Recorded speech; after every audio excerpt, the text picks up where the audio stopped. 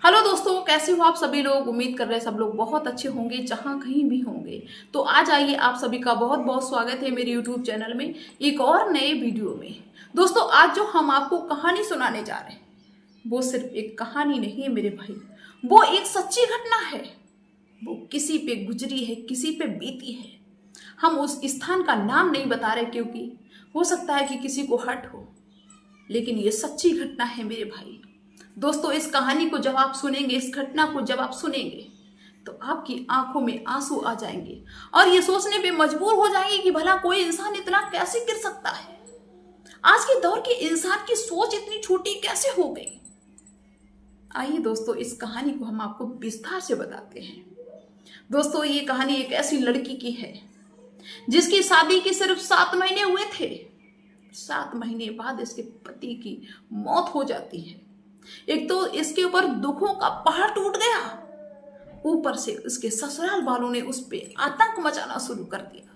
उसका घर में रहना दुश्वार कर दिया, एक रोटी भी खाना दुश्वार कर दिया। भला एक दुखी लड़की के साथ में, दुखी इंसान के साथ में कोई ऐसे कैसे कर सकता है।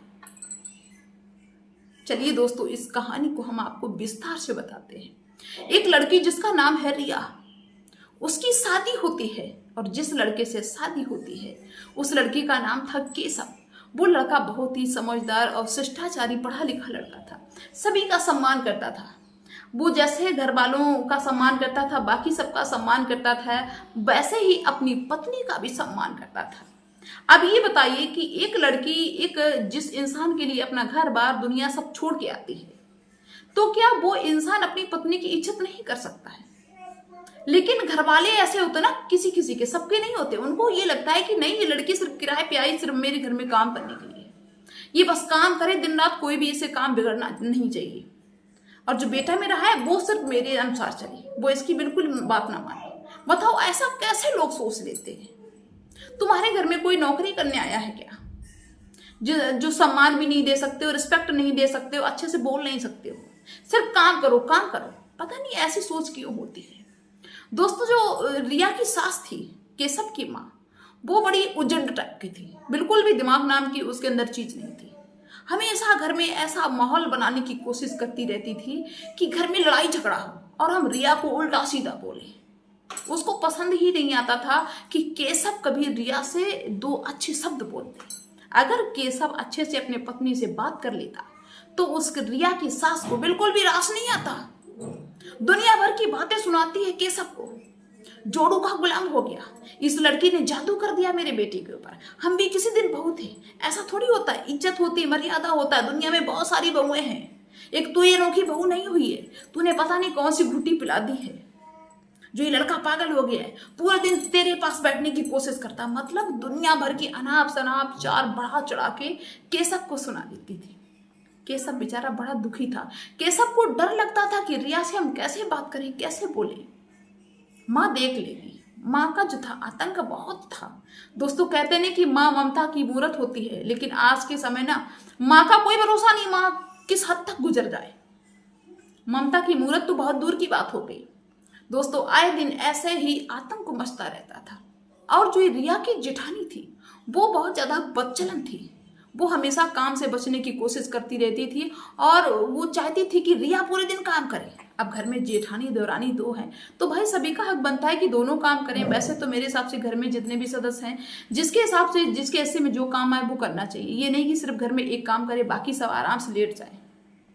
तो वो जेठानी बिल्कुल भी काम नहीं करना चाहती थी और रिया के ऊपर ऐसे इल्जाम लगाती रहती थी, गलत सलत, कि जो ये केशव है इसको मारे कूटे, दिन रात इसको टॉर्चर करे। सास और जेठानी एक पक्ष में रहते थे। दोस्तों, ऐसे समय बीतता जाता है, लेकिन केशव किसी की बात को नहीं मानता। केशव कहता है कि रिया की कोई गलती नहीं है तो हम उसको क्यों मारे पीटे। मेरी माँ कहती है, अपनी रिया को समझाता भी है कि माँ कहती है कहने दो, बोलती है बोलने दो, हम तो तुमसे कुछ नहीं कहते। रिया बहुत परेशान रहती थी कि आखिर में पूरे परिवार को खुश कैसे रखा जाए। हम इतना अच्छे से सब कुछ करते हैं, अच्छा व्यवहार करते हैं, अच्छे से बोलते चालते, सबकी सेवा करते हैं, फिर भी माँ जो है ना, ये एक दूसरे को भड़काने की कोशिश करती रहती है। क्यों ऐसा माहौल घर में पैदा करती है। आए दिन घर में लड़ाई झगड़ा होता ही रहता, होता ही रहता, होता ही रहता। अब माँ जो थी ना, वो केशव से इतनी नफरत करने लगी क्योंकि वो चाहती थी कि ये रिया को रात दिन मारे, इसको मारे। हम इससे कह दें कि बेटा इसने ये गलती की तो तुरंत ही फटाक से बिना कुछ कहे सुने इसको मारना शुरू कर दे। लेकिन जो केशव था वो ऐसा नहीं करता था, वो पढ़ा लिखा था, समझदार था, शिक्षित था कि भाई बिना वजह के किसी को क्यों मारे, हम क्या मारने के लिए यहाँ पे लाए हैं। तो यही दोस्तों धीरे धीरे चलता रहा। जब केशव रिया की साइड ले लेता तो माँ उससे बहुत नाराज हो जाती और आए दिन धीरे धीरे धीरे धीरे करके जो रिया की सास थी वो केशव से नफरत करने लगी, फूटी आंख नहीं भाने लगा केशव अपनी माँ को। ऐसी भी माँ होती हैं भला क्या दोस्तों। ऐसे समय बीतता गया, अपने पति के सहारे रिया अपनी जिंदगी को काटती गई कि चलो मेरा पति तो मेरे साथ में है, कभी तो मेरा समय बदलेगा। लेकिन दोस्तों कहते नहीं कि घर में अगर 24 घंटे कलह रहे ना तो फिर घर में कुछ ना कुछ ऐसा जरूर हो जाता है जो असहनीय होता है। एक दिन की बात कि रिया का पति केशव मार्केट में गया हुआ था, लेकिन होनी को कुछ ऐसा मंजूर था। वैसे इनकी जोड़ी इतनी सुंदर थी, बहुत सुंदर जोड़ी थी, बिल्कुल ऐसा लग ही नहीं रहा था कि इनमें कुछ डिफरेंट है या कोई तेज है कोई कमजोर है, कुछ भी, बहुत अच्छी जोड़ी थी, स्मार्ट। धीरे धीरे जो केशव था अपनी माँ की आंखों में खड़कने लगा। दिन रात माँ घर में आतंक मचाती रहती थी।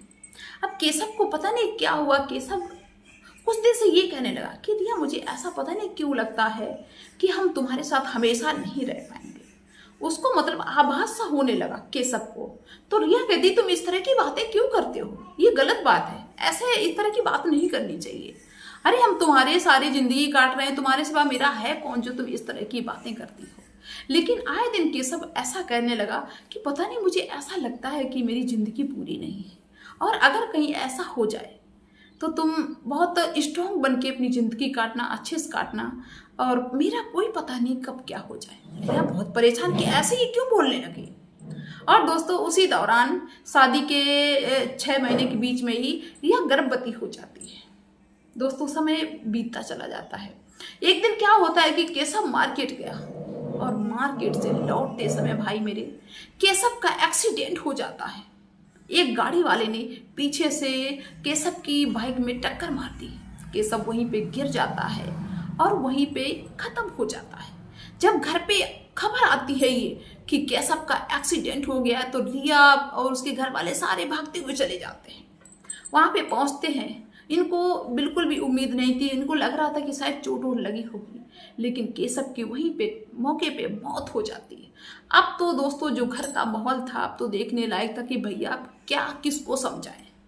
माँ बेशक दिन रात लड़ाई करती थी, लेकिन अब जो रिया थी वो क्या करे, किसके सारी जिंदगी काटे, इतनी रोए पागल हो जाए, गिर जाए, होश ना रहे।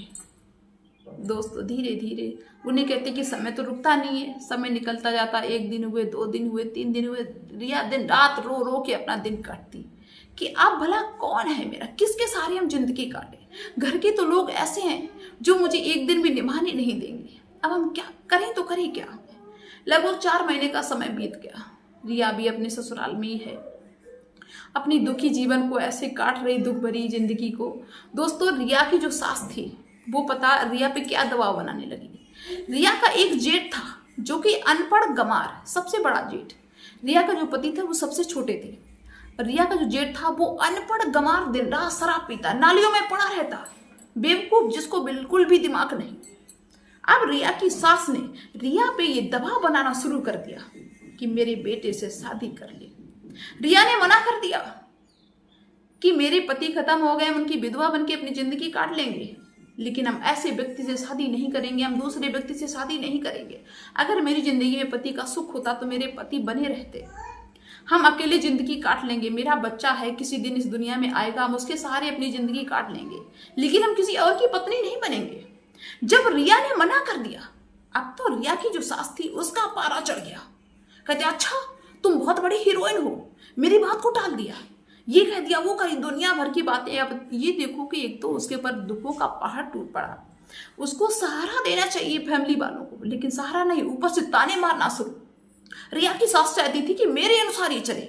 एक जाहिल गवार जिसको दिमाग ये भी नहीं कि हम कहाँ पे पड़े, उससे शादी करने के लिए फोर्स करने लगे।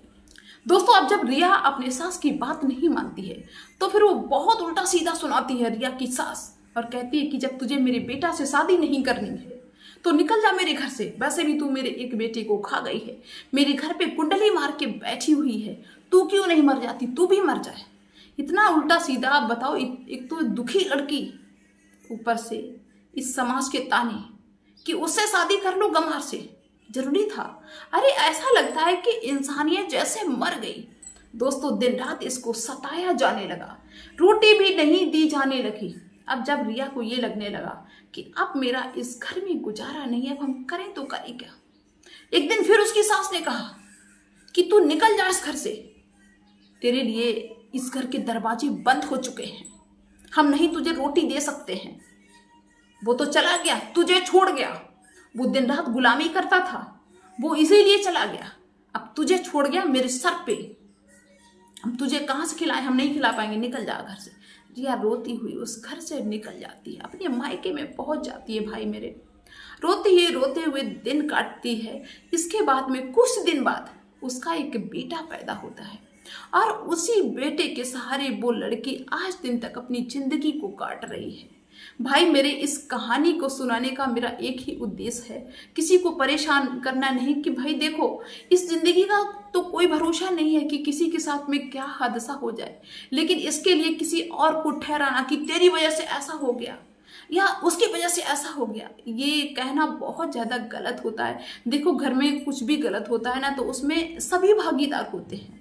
दुख तो सभी को होता है घर में अगर कुछ ऐसा होता है, लेकिन जिसको पर्सनली दुख होता है, उसके साथ में कुछ ऐसा हुआ होगा, कुछ गलत हुआ होगा, अब उसको दुख है तो कम से कम उसका दुख बांट नहीं सकते हो, लेकिन दुख में इतना गलत सलत तो नहीं बोलना चाहिए। वही भगवान के घर में सबको जाना है, सबको जवाब देना है। आज वो लड़की अगर अपने घर में रहती, ससुराल में इज्जत से उसको रखा जाता, तो अपने बेटे के साथ में अपनी जिंदगी अच्छे से बिताती। अब वो दूसरों के सहारे, अपने भाई और माँ बाप जो भी घर में हैं उनके सहारे अपनी जिंदगी को काट रही है, अपने बेटे को पाल रही है। क्या सिर्फ यही होता है कि लड़की अगर मान लीजिए पति की डेथ हो गई तो उसको जबरदस्ती शादी करनी चाहिए, चाहे उसकी इच्छा हो या ना हो? फिर ऐसे इंसान से जिसको खड़े होने तक की तमीज ना हो, उससे शादी करनी चाहिए? ये कहाँ का न्याय है भाई? इस तरह का करना बिल्कुल भी गलत है मेरे हिसाब से, ऐसा नहीं करना चाहिए। ये समाज की बहुत बड़ी बुराई है। अगर कोई योग है घर में, चलो कोई बात नहीं, हो गया सो हो गया, हो चलो जिंदगी कट जाएगी, कोई घर में है छोटा।